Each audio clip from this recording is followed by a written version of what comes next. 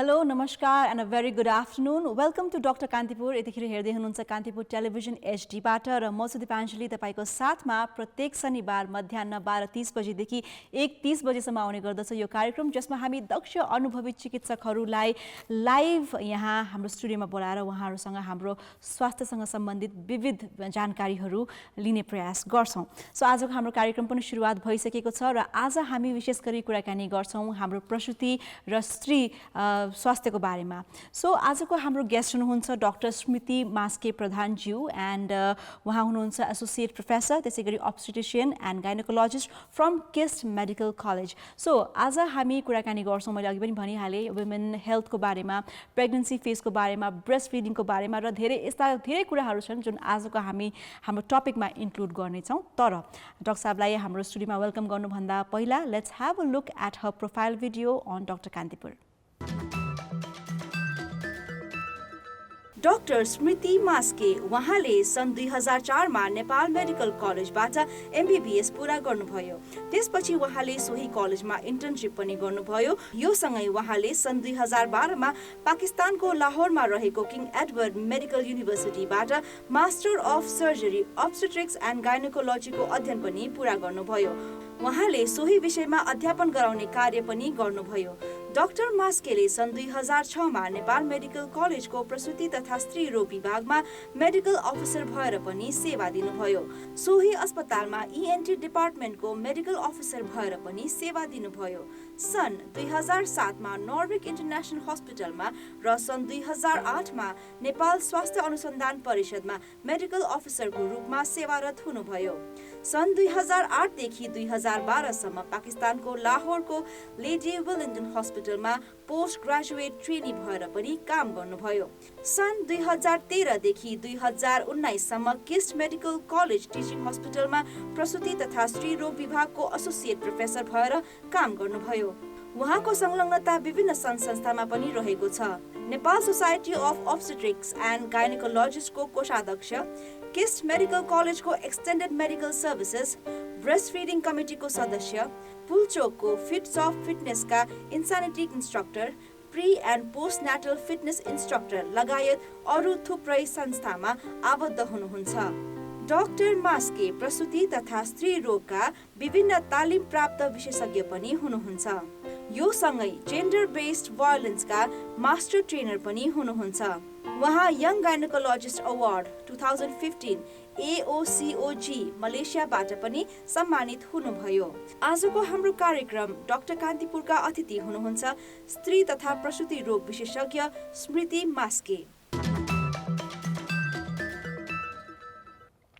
All right, यस, आजको हाम्रो विशेष अतिथि डाक्टर स्मृति मास्के प्रधानज्यू हाम्रो स्टुडियोमा आइसक्नु भएको छ। लाइभ कुराकानी हामी उहाँसँग त गर्छौँ नै, र तपाईँको पनि वुमेन हेल्थसँग रिलेटेड, स्त्री तथा प्रसूति रोगसँग रिलेटेड केही पनि टपिकमा तपाईँ हामीसँग क्वेरिजहरू राख्न चाहनुहुन्छ भने हामीलाई तपाईँले कल गर्न सक्नुहुन्छ 51920002 र 51920003 मा। इन मिनवाइल हामी डाक्टर साहबलाई कार्यक्रममा वेलकम गरौँ। डाक्टर साहब, welcome to our show. Thank you, Gitanjali. Thank you for inviting me.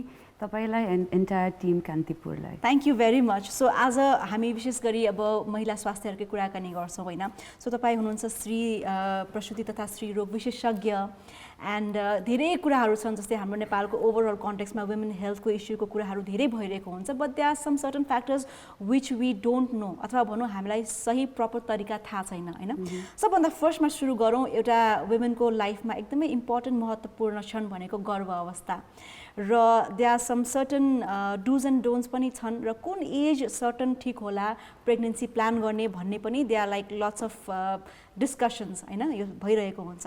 तर यो फर्स्ट क्वेसनबाटै मलाई सुरु गर्न मन लाग्यो कि कुन एजमा चाहिँ हामीले प्रेग्नेन्सी प्लान गर्दा चाहिँ रिस्क फ्याक्टर्सहरू कम हुन्छन्? एज अ गाइनोकोलोजिस्ट होइन, frankly speaking Gitanjali, this is one question that मैले चाहिँ धेरै आन्सर गर्नुपर्छ। And I'm glad you started this programme with this question होइन। एज अ अब्स्टेट्रिशियन मैले तपाईँलाई बुकिस नलेज भन्नुपर्दाखेरि चाहिँ एउटा फिमेलको troublesome free, complication free delivery गर्ने टाइम भनेको 20 to 35 इयर्स हो। बट तपाईले अब सोसाइटीको स्ट्रक्चर र चेन्जिङ प्याटर्न हेर्नुभयो भने पहिला by 20 people used to marry, so त्यसको लागि मिल्छ तर अहिले at 20s people are more career oriented हैन, like they want to study, they want to do masters, एउटा stable job, अनि round about 30s मा बल्ल they'll think about getting married हैन. So त्यो सोसाइटीको changing pattern ले गर्दाखेरि जुन त्यो bookish pattern हामीले जुन पढेर आछ that 20 to 35 सम्म प्रब्लम फ्री हुन्छ, त्यसको पनि भन्ने रिजन इज बिकज तपाईको बडी रेडी हुन्छ बच्चा प्रेग्नेन्सीको लागि, लेबरको लागि, चाइल्ड टेक केयर गर्नको लागि हो हैन. तर having said that extreme of एजेसमा बच्चा पाउन नहुने होइन हैन. तर त्यसमा चाहिँ के गर्नुपर्छ त भन्दाखेरि you need more close follow-up. जस्तो अर्ली एज वाइज गर्दाखेरि सेफ पिरियडमा गर्दाखेरि तपाईले महिनामा एकचोटि एन्टिनेटल चेकअप गरे पुग्छ भने तपाईँ एक्सट्रिम अफ एजमा डेलिभरी गर्न लाग्नु भएको छ या चाइल्ड बर्थको बारे सोच्नु भएको छ भने डक्टरसँग प्री प्रेग्नेन्सी काउन्सिलिङ गर्यो, चेकअप गर्यो, and then close follow up maybe 2 हप्तामा डक्टरसँग रुटिन मोनिटरिङ गर्यो भने I don't see a reason why there should be a problem. And that is just one aspect of age हैन. अर्को aspect which is hidden, still hidden is जबसम्म एउटा couple physically, mentally and financially stable and independent हुँदैन, I don't think people should just have a बच्चा because you need a बच्चा भनेर. त्यसले गर्दाखेरि न त त्यो family happy हुन्छ न त त्यो motherको life over a period of time stable and happy हुन्छ. So the right time भनेको there is no such a right time, but when you are ready as a couple and with close monitoring, I think that's the right time for you to have a baby. Okay, so अब यहाँ चाहिँ prenatal र postnatal fitness instructor पनि हुनुहुन्छ हैन, अब्स्टेट्रिशियन, gynaecologist, पछि पनि अर्को यहाँको इन्ट्रेस्टको विषय अथवा भनौँ एज अ ट्रेनरको रूपमा चाहिँ प्रिनेटल र पोस्टनेटल फिटनेस इन्स्ट्रक्टर पनि हुनुहुन्छ. So prenatal and postnatal fitness भन्ने कुरा सायद हाम्रो नेपालमा चाहिँ भर्खरै यो कुराहरू हामी सुन्दै आएका छौँ, देख्दै आएका छौँ हैन. यसको बारेमा अलिकति भनिदिनुहोस् न. प्रिनेटल फिटनेस भने के हो, पोस्टनेटल फिटनेस भने के हो, why is it necessary? I am so glad यो तपाईँले यो क्वेसन उठाइदिनु भयो हैन, because that's one question that's very close to me my heart. म like I will not even go very far away. म मेरो आफ्नै प्रेग्नेन्सीको एक्सपिरियन्सबाट आई विल टेल यु है.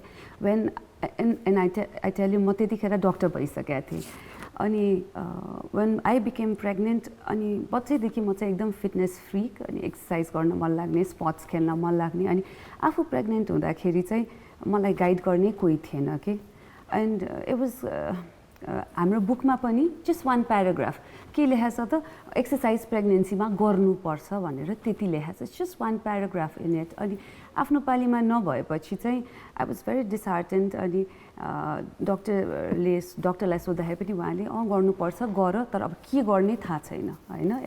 अनि अब डर लाग्छ. अनि सबैले यस्तो तर्साइदिने कि हुन्छ नि अब तिमीले एक्सर्साइज गर्ने अबर्सन होला है, अनि छिटो एक्ज्याक्टली मिसक्यारेज होला, अनि बच्चा टाइमभन्दा पहिला पाउला, बच्चा पाइसकेपछि एक्सर्साइज गर्यो पाठेघर झर्छ अब तिम्रो, you know all this things कस्तो ड्रिल गरिदियो द्याट आई वाज स्क्यार्ड. अनि जब मैले आफैले मास्टर्स गरेँ एन्ड देन मेरो फिटनेसको फेरि जर्नी स्टार्ट भयो. It was then with a friend's help मैले चाहिँ आई वेन्ट टु युएस, अनि त्यहाँ चाहिँ हामीले सर्टिफाई गरेँ मैले. एन्ड इट वाज देन मेरो कस्तो vision about exercise in pregnancy नै चेन्ज भयो है. अनि अब प्रिनेटल र पोस्टनेटल एक्सर्साइज भनेर सोध्नुभयो, why is it there, why should you do it होइन भन्दाखेरि कस्तो त भन्दाखेरि प्रेग्नेन्सी अगाडिदेखि नै जुन फिमेलले चाहिँ रुटिनली एक्सर्साइज गरे हुन्छ उसको चाहिँ पेन टलरेटिङ थ्रेसहोल्ड बढ्छ, एउटा फिल गुड हार्मोन एन्डोर्फिन्स भन्ने रिलिज हुन्छ.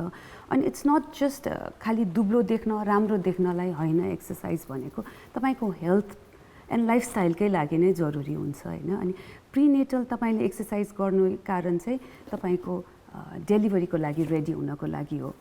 प्युपेरियम जुन बच्चा पाइसकेपछिको सुत्केरी अवस्था त्यसको लागि रेडी हुनको लागि हो. अब डेलिभरी गर्दाखेरि तपाईँलाई खुट्टा एकदम स्ट्रङ चाहिन्छ किनकि तपाईँले आफ्नो खुट्टाको र हातको सपोर्टले बच्चालाई पुश गरेर बाहिर निकाल्नु पर्ने हुन्छ। अब त्यो बेलामा विक छ भने पेन टलरेटिङ थ्रेसहोल्डलाई कम भयो भने त तपाईँले त्यो पिरियडलाई एकदम ओहो डेलिभरी पेन डरलाग्दो हुन्छ, you know the stigma goes on like this के होइन। And other thing is postpartum फेजमा बच्चा पाइसकेपछि सुत्केरी अवस्थामा चाहिँ तपाईँलाई तपाईँको आर्म्स, तपाईँको ब्याक, तपाईँको स्टमक एकदम स्ट्रङ चाहिन्छ किनकि बच्चालाई उठाउनु पर्यो, दुध खुवाउनु पर्यो होइन। यो सबैको लागि तपाईँ 9 मन्थ्स पिरियडमा त आफ्नो बडीलाई ट्रेन गरेर वेल बिल्ड गर्नु पर्यो नि त। प्रेग्नेन्ट हुने बित्तिकै भोलिदै त बच्चा पाउने होइन। त्यो 9 मन्थ्स त तपाईँलाई द्याछ नि भगवान्ले आफ्नो बडीलाई प्रिपेयर गर्न, मेन्टली प्रिपेयर हुनको लागि। सो इट्स त्यो पिरियडको लागि हो एन्टिनेटल एक्सर्साइज। र लेबरमा स्पेसली लेबरमा चाहिँ डेलिभरी हुने बेलामा तपाईँलाई अब भन्छ डक्टरले आउने बित्तिकै बल गर्नुहोस् भन्छ। अब के बल गर्ने बिचरालाई थाहै छैन, कहाँबाट पुस गर्ने, पेरिनियल मसल भने कहाँ हो, कुन बेला रिल्याक्स गर्ने त्योही थाहा हुँदैन कि। So most of the time त मलाई प्रेग्नेन्सीमा जुन एक्सर्साइज गर्न आउनुहुन्छ उहाँहरूलाई चाहिँ उहाँको बल गर्दाखेरि कसरी ब्रिथ गर्ने र कुन मसललाई रिल्याक्स र कन्ट्र्याक्ट गराउने हो त्यो सिकाउँदै जान्छ कि होइन। त्यसपछि आएर पोस्टपार्टम फिटनेस भनेको चाहिँ अब तपाईँको पोस्टपार्टम फेजमा आएर यस्तो च्यालेन्जेस हुन्छ कि एक त नयाँ लाइफ, एउटा सानो बच्चा आफ्नो हातमा हुन्छ है, अन टप अफ इट तपाईँको हार्मोन चेन्ज हुन थाल्छ, एक्स्ट्रा टपिङ भन्छ कि हामी त्यो हार्मोन चेन्जले गरेर। सो त्यो बेलामा चाहिँ के हुन्छ भन्दाखेरि तपाईँले मी टाइमै पाउँदैन कि। अनि त्यो एक्सर्साइज गर्दाखेरि चाहिँ एक त तपाईँले आफ्नो लागि अलिकति टाइम पाउँछ, सेकेन्ड चाहिँ जुन तपाईँको बच्चा पाइसकेपछि हाम्रो बडीमा हुने चेन्जेस जस्तो पाठेघर सबै खुम्चेर पुरानो प्री प्रेग्नेन्सी स्टेटमा जान खोज्छ। त्यो बेलामा तपाईँको एक्स्ट्रा एक्सर्साइजले चाहिँ झन् हेल्प गर्छ, स्ट्रेन्थ गर्छ। कतिजना म कहाँ आउनुहुन्छ मेरो क्लायन्टहरू, एकदम यङ क्लायन्टहरू, एक्सर्साइज गर्दाखेरि अलिकति पिसाब चुहिया जस्तो हुने, आङ खस्ने, त्यो प्रोल्याप्स भन्ने होइन। अनि तल भेरी इम्पोर्टेन्ट एस्पेक्ट, अब धेरै हाम्रो सोसाइटीमा कुरा गर्दैन but I have to talk in this forum because मान्छेलाई अवेर गराइदिनु पर्छ द्याट बिहा गरिसकेपछि हस्बेन्डले चाहिँ बच्चा पाइसकेपछि हस्बेन्डहरूले वेन दे हेभ सेक्स मलाई चाहिँ त्यो प्लेजर भएन भनेर all this minor issues but big issues भएर आउँछ। अनि यो पोस्टपार्टम फेजमा चाहिँ हामीले किगल एक्सर्साइज गराउने चाहिँ बच्चा पाइसकेपछि त्यो पिसाब नचुहिनको लागि, पछि गएर आङ नझर्ने, अनि अब सेक्सुअल लाइफको पनि यो सबै इस्युजको लागि चाहिँ पोस्टपार्टम एक्सर्साइजेसहरू चाहिँ यु निडेड। सो हेर्दाखेरि इट्स जस्ट एक्सर्साइज भने के हो, खालि नकल पार्नलाई त हो नि, दुब्लो देख्नलाई भनेर बच्चा पाइसकेपछि पनि फिट हुनु पर्यो भन्ने। Exactly, it's not only fitness for your body but mental पनि। अनि लङ टर्म सोच्नुहोस् न, लाइक पछि गएर पाठेघर झर्नुभन्दा त बच्चा पाउने बित्तिकै तपाईँले किगल एक्सर्साइज गरेर पाठेघर बलियो बनाउनु इज बेटर नि। Prevention has always been better than cure नि होइन र। Exactly. So yes that comes to the point, हामीले डेफिनेटली आफ्नो स्वास्थ्यको ख्याल राख्नु नै पर्छ र स्पेसली वुमेन हेल्थको जहाँ कुरा आउँछ, सोसियल स्टिग्मास र नर्म्सले गर्दाखेरि पनि धेरै कुराहरूमा हामी ओपनली बोल्दैनौँ, ओपनली हामी कन्सल्ट गर्दैनौँ होइन। सो यस्तै होला अथवा यस्तै हुनुपर्छ भन्ने त्यो स्टिग्मामै हामी अहिलेसम्म चाहिँ त्यसरी अगाडि बढिरहेको छौँ सोसाइटी र कस्टम्सले गर्दा पनि। सो अर्को कुरा आई वान्टेड टु आस्क सब, अब प्रेग्नेन्सी फेजमा विभिन्न किसिमको भ्याक्सिनहरू पनि जरुरी हुन्छ होइन। सो एउटा भ्याक्सिन त टिटानस नै भइहाल्यो which is very painful. And भ्याक्सिनको कुरा गर्नु पर्दाखेरि चाहिँ अब how can we prepare our self for भ्याक्सिन्सहरू, कति टाइममा लाउनु पर्ने हुन्छ, कुन भ्याक्सिन्स लाउनु पर्ने हुन्छ? You answered the question for me, thank you. Because त्यो भ्याक्सिन भनेको हामीले प्रेग्नेन्सी, मैले अघि पनि भनेको थिएँ कि प्रेग्नेन्सी त्यो बेला गर्नुपर्छ वेन यु आर प्रिपेयर्ड होइन। अब प्रिपेयर्डनेसमा अर्को एउटा इम्पोर्टेन्ट एस्पेक्ट के त भनेर भन्दाखेरि प्री प्रेग्नेन्सी चेकअप, विच हामी कहाँ त प्रेग्नेन्ट भएँ भनेर दङ्ग परेर मात्रै आएको थाहा छ कि। भेरी फ्यु एजुकेटेड ओर आफ्नो बडीको बारे अवेर भएको मान्छे मात्रै डक्टर आज म प्री प्रेग्नेन्सी काउन्सिलिङको लागि बच्चा पाउन अगाडि तपाईँसँग केही सल्लाह सुझाव लिउँ भनेर आएको भनेर आउँछ। That's the right time for सबै भ्याक्सिनहरू है। तर प्रेग्नेन्सीमा भ्याक्सिन्स गर्न चाहिँ मिल्छ, तर देयर आर सर्टेन कुनै भ्याक्सिन चाहिँ प्लासेन्टालाई अथवा त्यो साललाई क्रस गरेर बच्चा कहाँ गएर नराम्रो असर गर्नेछ भए त्यो नलाउने, अरू सबै हुन्छ। अनि प्रेग्नेन्सीमा लगाउने एउटै भ्याक्सिन हो द्याट इज टेटनस, जुन एकदम दुख्छ अफ कोर्स हैन या अनि I always say failure to prepare is preparedness to fail रे के तपाईले पहिल्यै प्रिपेयर छैन प्रेग्नेन्सीको लागि भए अब प्रेग्नेन्सीमा आएर भ्याक्सिन लाएर भ्याक्सिनको कारणले मेरो अबर्सन भयो यो भ्याक्सिन लाएर मेरो यो बच्चालाई यस्तो भयो भन्दाखेरि त rather than doing that pregnant हुन अगाडि नै तपाईँले भ्याक्सिन लायो भने द्याट्स बेटर नि सो सबै आफ्नो हेल्थ चेकअप कम्प्लिट गरेर कतिजनालाई इन्फेक्सन भइरहेको होला एन्टिबायोटिक खाइसकेपछि they know that I am pregnant अब यो बच्चा अबर्सन गरिदिनुहोस् you know it's so easy के अबर्सन गरिदिनुहोस् मैले एन्टिबायोटिक सिटामोल खाएको थिएँ यु नो त्यो सबै चिज त like you need to prepare your self first and then if you go ahead that would be much better so pre काउन्सिलिङको पनि कुरा आइरहेको छ होइन जस्तो प्री काउन्सिलिङ हजुरले भन्नुभएको जस्तो छैन सायद मैले पनि गरिनँ होला प्री काउन्सिलिङ होइन एकैचोटि प्रेग्नेन्ट भइसकेपछि गयो त्यो पनि थाहा पाइसकेपछि पिरियड रोक्यो त्यसपछि गयो but normally pre pregnancy plan गर्न फेज किन पनि इम्पोर्टेन्ट छ भन्दाखेरि अब हजुरले भन्नुभएको जस्तो भ्याक्सिन के लाउने रेस्ट गर्नुपर्छ पर्दैन आफ्नो पाठेघरको स्टेटस कस्तो छ के छ होइन अब यो सबै कुराहरूलाई हामीले पहिल्यै मोनिटर गरेर then we can plan our pregnancy so अब यो प्री प्रेग्नेन्सी जुन हामीले प्लान गर्छौँ यसको काउन्सिलिङ यहाँहरूले गर्दाखेरि चाहिँ कसरी गर्नुहुन्छ के कुरा इम्पोर्टेन्ट फ्याक्टर्सहरू छन् यसमा चाहिँ जस्तो like there are certain factors मैले युजुअली फोकस गर्ने भनेको चाहिँ पाठेघरको केही इन्फेक्सन छ कि पाठेघरको प्री एक्जिस्टिङ जस्तो अन्डा डिम्बामा केही सिस्टहरू छ कि कहिलेकाहीँ प्रेग्नेन्सीमा सडनली डायग्नोज हुन्छ एन्ड एकदम प्यानिक मोड अन हुन्छ होइन त्यस्तै न्युट्रिसनको बारे हाम्रो खानामा चाहिँ फोलिक एसिड भन्ने एउटा एकदम इम्पोर्टेन्ट माइक्रोन्युट्रिएन्ट हुन्छ जुन चाहिँ प्री प्रेग्नेन्सी तपाईँले लिनुभयो भने प्रेग्नेन्ट हुँदाखेरि चाहिँ न्युरल ट्युब डिफेक्ट भन्ने हुँदैन होइन सो यस्तो चिज एन्ड एउटा प्याप्समेयर चाहिँ लिनुपर्छ म चाहिँ लिन्छु होइन सो यो बेसिक कुरा nutrition exercise lifestyle less stress लाइफस्टाइलमा होइन and micronutrient specially folic acid focus is what I really counsel them on अनि I also prepare them that next 9 months जुन तपाईको अब प्रेग्नेन्ट भयो भने हुने जर्नी छ it's gonna be a battle हैन अब हामी ब्याटलमा जाँदाखेरि सबै सोल्डर लाइक सबै त्यो सिपाहीहरू त फर्केर आउँछ भन्ने छैन नि pregnancy is the same thing अनि यो मलाई मेरो एकदम वान अफ भेरी फेमस टिचरले सिकाउनु भएको एभ्री आइमै बच्चा पाउने प्रेग्नेन्ट हुने भनेको लडाइँमा जाने जस्तो हो रे के त्यो लडाइँबाट फर्केर आउँछ भन्ने छैन त्यस्तै रिस्की हुन्छ every pregnancy so prepare yourself well and then only go for that battle भनेर के या सो पक्कै पनि कुनै पनि ब्याटलमा जानुभन्दा अगाडि we should prepare our selves र आज हामी कुराकानी गर्दैछौँ अब्स्टेट्रिसियन गाइनोकोलोजिस्ट डाक्टर स्मृति मास्केज्यूसँग र उहाँसँग हामी यो प्रेग्नेन्सी फेजको कुराकानीहरू भयो अरू पनि विभिन्न प्रसुति तथा स्त्री रोगको बारेमा कुराकानीहरू गरिरहेका छौँ र तपाईँको पनि केही कुराहरू छन् क्वेसन्सहरू छन् जुन राख्न चाहनुहुन्छ डाक्टर साहबसँग भने तपाईँले हामीलाई कल गर्न सक्नुहुन्छ 51920002 र 51920003 हाम्रो स्टुडियोको फोन नम्बर रहेको छ हामीलाई कल गर्दै गर्नुहोला अहिलेको लागि हामी लाग्छौँ कार्यक्रम डाक्टर कान्तिपुरमा एउटा छोटो व्यापारिक विश्राममा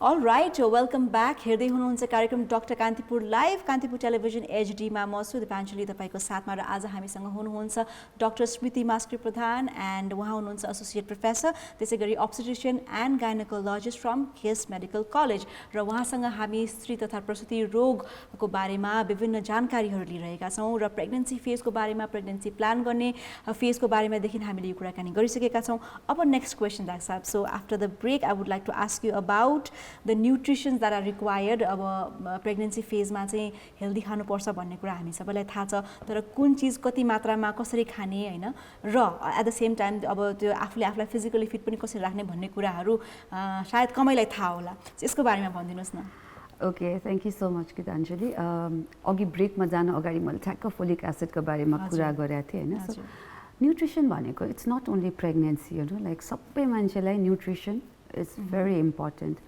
बट एक्स्ट्रा इम्पोर्टेन्ट चाहिँ हामी फिमेललाई ड्युरिङ प्रेग्नेन्सी हुन्छ किन भन्दाखेरि there are 2 lifes one and one inside you होइन सो त्यसले गर्दाखेरि you really need good nutrition प्रेग्नेन्सीमा अब गुड न्युट्रिसन ब्यालेन्स न्युट्रिसन भनेको के त भन्दाखेरि म्याक्रोन्युट्रियन्ट्स र माइक्रोन्युट्रियन्ट्स दुवै हुनु पर्यो अब म्याक्रोन्युट्रियन्ट्स भनेपछि कार्बोहाइड्रेट प्रोटिन फ्याट हैन अनि माइक्रोन्युट्रियन्ट्स भन्ने बित्तिकै मिनरल्स र भाइटामिन्सहरू हो रफली भन्दाखेरि as a doctor's point of view अब as a layman point of view मैले भन्दाखेरि चाहिँ हामीले खाने कार्बोहाइड्रेट प्रोटिन फ्याट भन्दाखेरि कार्बोहाइड्रेटमा पर्छ भात लाइक पिठो पाउरोटी हैन एन्ड अरू carbs carbs and protein is more of सबैले सोच्दाखेरि के सोच्छ त खाली माछा मासु अन्डा but then there are vegetarian proteins too like tofu mixed vegetables कुनै पनि बिन्समा स्प्राउट निस्केको हैन they are very good source of protein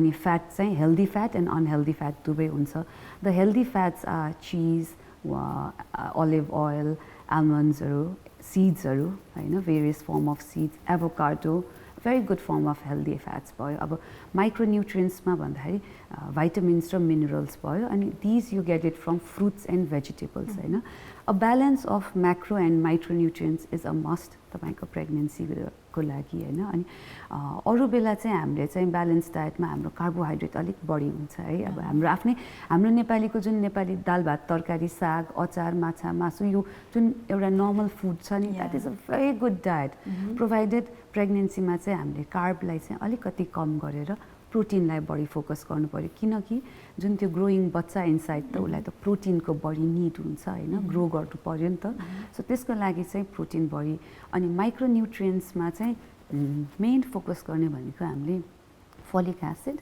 iron र क्याल्सियम हो अब फोलिक एसिड आइरन र क्याल्सियम चाहिँ हामीले जति बाहिरबाट लिए पनि हाम्रो बडीले अब्जर्भ गर्न सक्नु पर्यो नि त त्यो अब्जर्भ अलिकति कम गर्न सक्ने भएकोले चाहिँ प्री प्रेग्नेन्सी नै तपाईले 3 मन्थ्स जति अगाडिदेखि फोलिक एसिड खायो भने राम्रो प्रेग्नेन्सीको फर्स्ट 3 मन्थ्स पनि तपाईले फोलिक एसिड खाएको राम्रो है त्यसपछि आएर प्रेग्नेन्सीको फर्स्ट 3 मन्थ्समा चाहिँ के हुन्छ त भन्दाखेरि अलिक खाना खान सक्दैन तपाईलाई पनि आफ्नो याद होला एकदम वाक लाग्ने खाना नर्मल लाग्ने फेस सो त्यस्तो बेलामा चाहिँ तपाईले बी कम्प्लेक्स एउटा रेगुलरली खाइदियो भने चाहिँ तपाईको बेबीलाई तपाईको आफ्नो बडीको रिक्वायरमेन्टलाई हुने डेफिसिएन्ट हुँदैन है अनि अब सेकेन्ड ट्राइमेस्टर भनेपछि 3 महिना अनवर्ड 3 महिना अगाडिको बाँकी 6 महिना चाहिँ आइरन र क्याल्सियम चाहिँ तपाईले रेगुलरली खाएको राम्रो किनकि तपाईको डायटमा होला एकदम iron and calcium rich diet खाए पनि अब्जर्भ नहुने कारणले हो हामीले प्रिस्क्राइब गर्ने अब यो आइरन र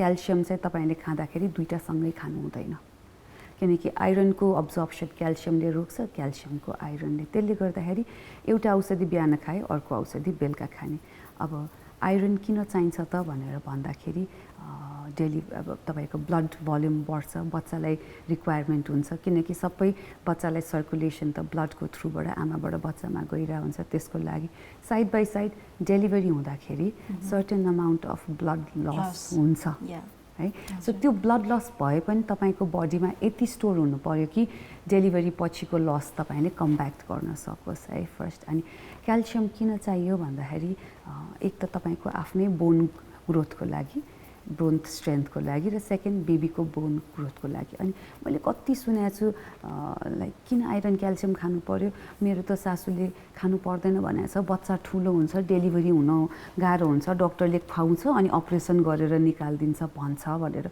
it's very common myth in the society but that's not usually that thing who certain part yes but अरू bigger aspect चाहिँ हामीले भनेको more of बच्चा र आमा दुवैको लागि नै त्यो चिज जरुरी हुने भएकोले गर्दै हुन्छ इट्स नट ओन्ली फर दी बच्चा इट्स आमालाई पनि चाहिन्छ so that's the nutritional part okay so यहाँलाई अब अर्को क्वेसन राख्न मन लागेको जस्तै पोस्टपार्टम डिप्रेसन भनेर भनिन्छ हैन अब बच्चा जन्मिसकेपछि कतिपय I was recently reading one article जसमा चाहिँ नि आमा try to kill her own child हैन बिकज अफ मेन्टल इस्युज उहाँलाई भएको कारणले गर्दा किन भन्दाखेरि that was diagnosed as postpartum depression so postpartum depression भनेको चाहिँ के हो हैन normally how do we deal with this kind of situation if it comes up to us because I think mental हेल्थको बारेमा पनि हामी धेरै अब कुराहरू त गरिरहेका छौँ तर प्रेग्नेन्सी फेज सुत्केरी फेजमा पनि हुन त पहिल्यैदेखि हुँदै आएको तर डायग्नोज अहिले भएर we start talking about this हैन र पहिला चाहिँ अब गाउँघरतिर चाहिँ अब केही लाग्यो भन्ने किसिमको पनि मिथ्सहरू हुन्थ्यो नि त so just let's talk about this postpartum depression यो the topic that you just raised एकदम सेन्सिटिभ एन्ड इम्पोर्टेन्ट टपिक हो किनकि अहिले पनि पोस्टपार्टम डिप्रेसन भन्ने वर्ड आउने बित्तिकै पागल यु नो बच्चा पाउने बित्तिकै के नै भयो पागल भयो you know that's what everybody says. अझ मैले कति सुन्छु हाम्रो डेलिभरी भइसकेपछि त हामी बिहान राउन्डमा जानुपर्छ कस्तो कुरा गरेर हुन्छ भने सबै भिजिटरलाई त हामीले बाहिर निकाल्छौँ अनि बाहिर बसेर खै के भयो हामीले त यति धेरै बच्चा पायो केही भएन। आजकलको केटीहरू बच्चा पाउने बित्तिकै रुन्छ नाटक गर्छ नखरा देखाउँछ यु नो इट्स लाइक यस्तो यस्तो पनि भनिरहेको सुन्छ कि अब you just walk by and you hear it. अनि यो के हो त भन्दाखेरि अघि भर्खर आई सेड डेलिभरी भइसकेपछि तपाईँ यु बिकम भेरी भनरेबल है एन्ड देन एउटा सानो एउटा अर्को new life is in your hand जसले बोलेर त केही भन्दैन रुवाछ आफूले केही बुझ्नै सकिरहेको छैन होइन। एन्ड थर्ड इज डेलिभरी भइसकेपछि यस्तो हार्मोनल इम्ब्यालेन्स हुन्छ होइन प्रोजेस्टेरोन हार्मोन स्वाटै जाँदाखेरि अनि त्यसले गर्दाखेरि एकदम मुड फ्लक्चुएट हुन्छ। यो हार्मोनको मुड फ्लक्चुएसन त हामी धेरै फिमेल्सहरूले we must have felt period हुन अगाडि कस्तो रिस उठ्छ नि अनि पछि पिरियड भइसकेपछि यु फिल सो काम है या that's because of the hormone. Imagine त्यही चिज म्याग्निफाइड बाई 9 मन्थ्सको हार्मोन्स हिट एकैचोटि जाँदाखेरि कस्तो हुन्छ होइन। त्यसले गर्दाखेरि obviously you go through it. दुईवटा टर्म हुन्छ यसमा चाहिँ एउटा पोस्टपार्टम ब्लुज अर्को चाहिँ पोस्टपार्टम डिप्रेसन होइन। So the starting phase is postpartum blues हो कि।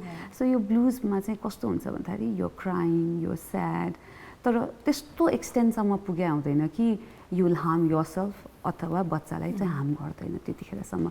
अनि यस्तो बेलामा चाहिँ सेन्सिटिभ फ्यामिलीले चाहिँ पिक गरिहाल्छ समथिङ इज रङ भनेर। अनि यो बेलामा चाहिने नै हामी फिमेल्सहरूलाई फ्यामिली सपोर्ट हो हस्बेन्ड सपोर्ट फ्यामिली सपोर्ट। अनि त्यो चाहिँ रिअस्योरेन्स केही हुँदैन मलाई पनि भएको थियो यो एउटा फेज हो it will go by we all can together come out of it होइन यस्तो एटिट्युड। अनि बच्चालाई लिइदिने होइन आमालाई सुत्न दिने म आइम अ गाइनोकोलोजिस्ट है आइएम टेलिङ यु स्लिप डिप्राइभेसन त मेरो लाइफको पार्ट हो इट्स रुटिन के भन्छ नि अब डेलिभरी हुनलाई भनेर त आउँदैन नि म राति डक्टरको सुत्ने टाइम हो बिहान मात्रै डेलिभरी गर्छु भनेर त आउँदैन होइन। अनि मलाई लाइक 1 नाइट स्लिप डिस्टर्ब भयो भने नेक्स्ट 2-3 डेज म कस्तो क्राङ्की भइरहेको हुन्छु रिस उठिरहेको हुन्छ नि। अनि मेरो घरमा सबैजनाले पहिल्यै बुझ्छ ए यसले राति सुताएको छ नि यसलाई धेरै कराउनु हुँदैन भनेर that's because I have a supportive family. That kind of support is what you should be able to give त्यतिखेर होइन। अनि यो it's very famous story I don't know तपाईँहरूले सुन्नु भएको छ कि छैन। फ्यु इयर्स ब्याक एउटा फिमेलले हस्पिटलबाट हाम फालेर सुसाइड गर्यो अनि एभ्रिबडी एकदम पब्लिक मास आएर हस्पिटलमा डाङडुङ गरेर एन्ड एभ्रिबडी सेड हस्पिटलको कौसी किन खुल्ला थियो अरे कि बट देन वाइ गर्दै जाँदाखेरि what we came to realize was त्यो फिमेलको त थर्ड बच्चा पारेछ and that also turned out to be a female child. Okay. पहिला दुईटा पनि female and the third also was a female. So she was so depressed that she committed suicide. So that is postpartum depression. You said no, बच्चालाई मार्न खोज्छ अझ आफूलाई पनि मार्छ के that's even more bad हैन। अनि यो पोस्टपार्टम डिप्रेसनमा चाहिँ देन हाम्रो फ्यामिलीले मात्रै हेल्प गर्न सक्दैन है then you seriously need a psychiatrist. अनि त्यतिखेर काउन्सिलिङ गर्नुपर्छ औषधि पनि दिनुपर्छ टु सर्टेन एक्सटेन्ट बच्चालाई हार्म गर्छ जस्तो लाग्यो भने फ्यु डेजको लागि बच्चा र आमालाई अलिक सेपरेट राखेर पनि हेर्नुपर्छ। सो दिस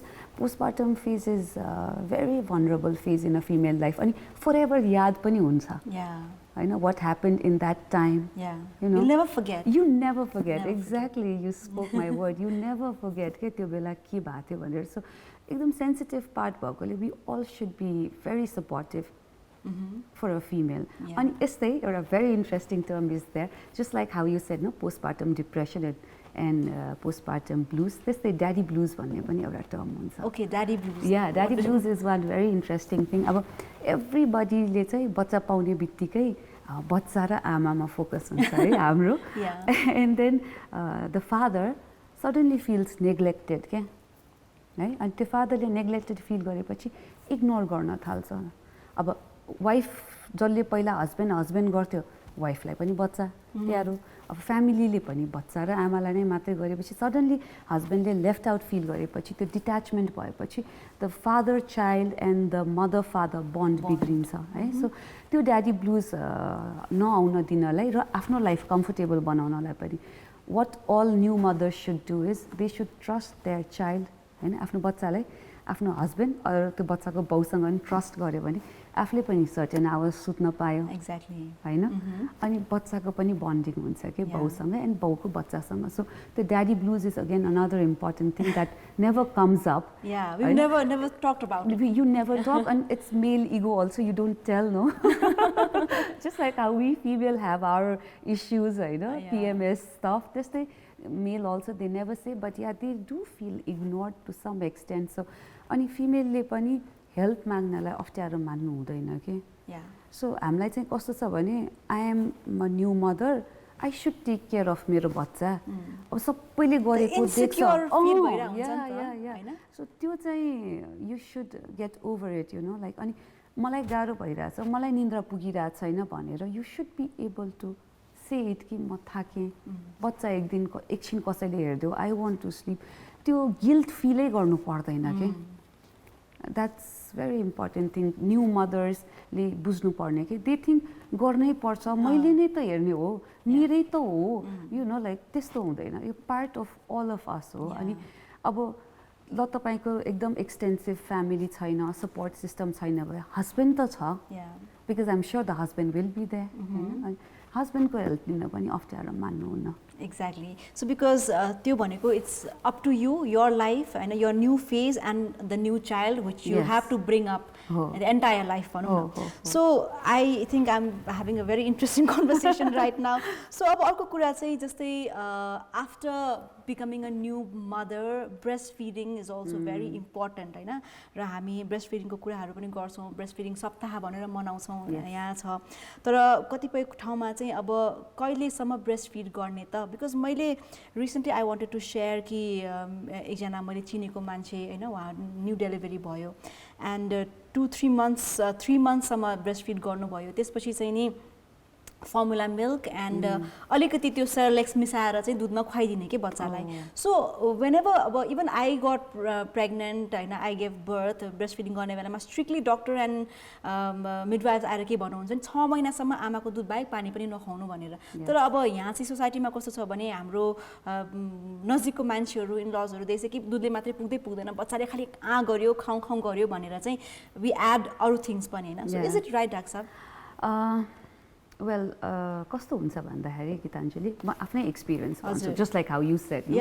म पनि न्यू मदर, अनि मलाई चाहिँ पहिल्यैदेखि के थियो त भन्दा मेरो ममले चाहिँ एकदमै ब्रेस्ट फिड गर्न ट्राई गरे, तर उहाँको ब्रेस्ट मिल्कै नआएको अरे कि, अनि म चाहिँ ब्रेस्ट मिल्क बाहेक फर्मुला मिल्कै नखाइदिने अरे। So as a child I gave her a very hard time रे होइन। अनि अब त्यो सुनिरहेको, अनि मलाई पनि के भने तिम्रो आमाको त दुध आएको थिएन, तिम्रो पनि आउँदैन, दुःखै नगर, you know, that's what I was told.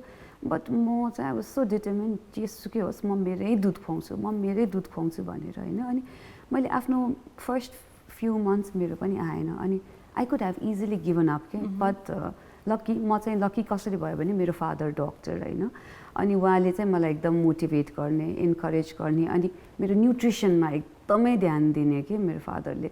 अब जब कि युजुअली मदर्सहरूले गर्ने हो, my mom also absolutely took care of me, तर ट्रेडिसनल वेले गर्नुहुन्थ्यो। तर मेरो फादर बिङ अ डक्टर, अब भेजिटेबल खानु हुँदैन, फ्रुट्स खानु हुँदैन भनेर भन्ने रिलेटिभ्सहरूले मेरो मम्मी नखुवाउने, अनि then my daddy is like किन नखुवाउने, यो त झन् चाहिन्छ मेरो छोरीलाई यस्तो बेलामा, अनि उसले ब्रेस्ट फिडिङ गर्न सक्दैन नभए भनेर त्यसरी मोटिभेट गरेर लगेपछि चाहिँ मेरो ब्रेस्ट मिल्क आउन थाल्यो। And it really work, and I breast fed my son for 18 months है। सो ब्रेस्ट फिडिङमा चाहिँ सबैभन्दा इम्पोर्टेन्ट कुरा के त भन्दा बेस्ट इज ब्रेस्ट है। अनि जुन त्यो हामीले अगस्तको फर्स्ट 1 week ब्रेस्ट सप्ताह मनाउँछ नि, द्याट इज द टाइम हामीले चाहिँ के गर्छौँ त भन्दा त्यो 1 हप्ता खालि मनाउनलाई दिएको होइन। हस्पिटलमा जुन ओपिडीमा प्रेग्नेन्ट आइमाईहरू आउनुहुन्छ नि, इट इज देन हामीले उहाँहरूलाई सिकाउँछौँ कि ब्रेस्ट फिडिङ कसरी गर्ने होइन। अब खालि त्यो निप्पल मात्रै मुखमा राखिदिएर हुँदैन, त्यो मुन्टाको बाहिरको कालो भाग सबै बच्चाको मुखभित्र जानुपर्छ। कति बेर चुसाउने त, होइन? लाइक अब कसैले 10 मिनट खुवाइदिएला बच्चा सुत्यो, खाइहाल्यो सुत्यो भन्यो, तुरुन्तै बच्चा आँ गर्दै रुन्छ। तपाईँले भन्नुभयो द्याट इज बिकज किन भन्दाखेरि ब्रेस्ट मिल्कमा चाहिँ कम्पोजिसन जुन हुन्छ नि, first half of the breast milk दुध पातलो आउँछ and that is rich in protein है। Second half of the breast milk चाहिँ अलिक बाक्लो आउँछ and that is rich in carbohydrate, त्यसलाई हामी फर मिल्क र हाइन्ड मिल्क भन्छ। एकचोटि दुध खुवाउँदाखेरि कम्प्लिट हाफ एन आवर चुसाउने। अब बच्चा त अल्छी हुन्छ नि, अलिकति खाने बित्तिकै सुत्दिन्छ होइन, त्यतिखेर चाहिँ खुट्टामा चलाएर कानमा अलिकति चलाएर उठाएर खुवाउने। अनि एकचोटि खुवाउँदाखेरि एकापट्टिको स्तन कम्प्लिटली हाफ एन आवर जति चुसाउने, अनि अर्को पालि अर्को स्तन चुसाउने।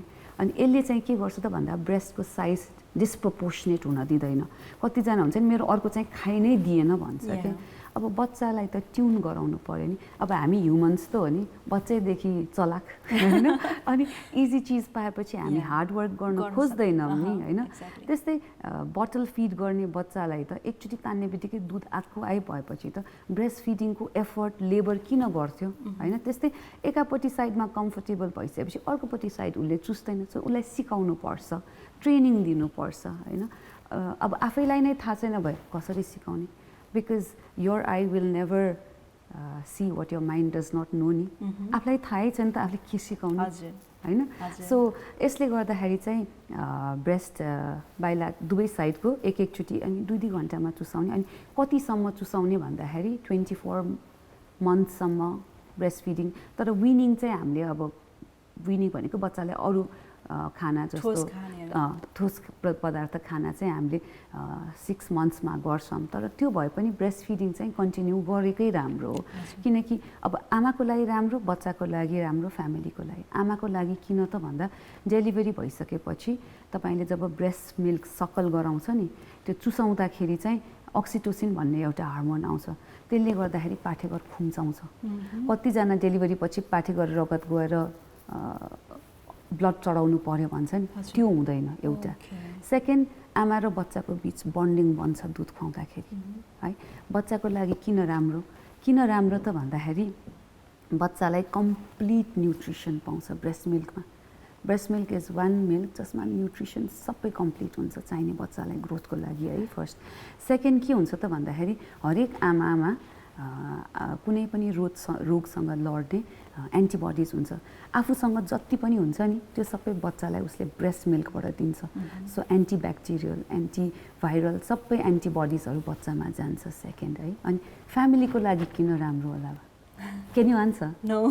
Well, that's because पैसा बच्यो होइन, फर्मुला मिल्क किन परेन। या एक्ज्याक्टली, इकोनोमिकल भयो। एन्ड सेकेन्ड इज लाइक कस्तो हुन्छ त भन्दाखेरि जहाँ पनि अभाइलेबल, बोतल बोकेर हिँड्नु परेन, पानी माग्नु परेन होइन।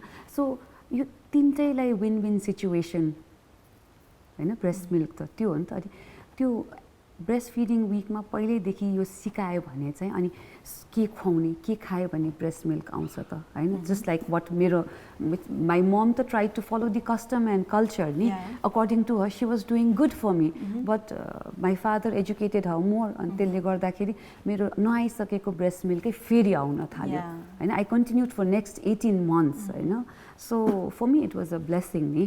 त्यस्तै कतिजनालाई थाहा हुँदैन। अनि कति धेरै मिथ्स हुन्छ के ब्रेस्ट फिडिङमा। जस्तो मिथमा के त भनेर भन्दाखेरि चाहिँ बच्चालाई के भन्छ त्यो भेजिटेबल तरकारीहरू खायो भने बच्चालाई पखाला लाग्छ, साग खायो भने होइन। सो अब त्यस्तै भन्ने हो भने त हामीले गाई भैँसीको दुध खाइरहेको हुन्छ, गाई भैँसीले त अरू के खान्छ, त्यसो भए हामी सबैलाई पखाला लाग्नु पर्ने हो नि त होइन।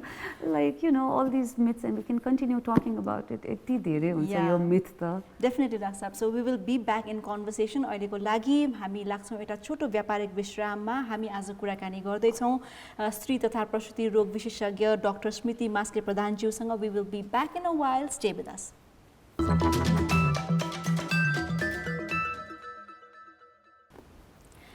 हजुर हेर्दै हुनुहुन्छ कार्यक्रम doctor Kantipur on Kantipur television HD म चाहिँ दिपाञ्जली तपाईँको साथमा र आज we are in conversation with obstetrician gynecologist and associate professor from KIS Medical College doctor Smriti Maske प्रधानज्यूसँग। सो डाक्टर साहब अब फाइनल राउन्डमा आइसकेका छौँ हामी, we are almost to the end. But before that एउटा एकदमै जरुरी कुरा, अघि हामीले फिटनेसको पनि कुराकानी गऱ्यौँ, न्युट्रिसनको पनि कुराकानी गऱ्यौँ, ब्रेस्ट फिडिङ पनि सकिसक्यो होइन कुरा गरेर चाहिँ।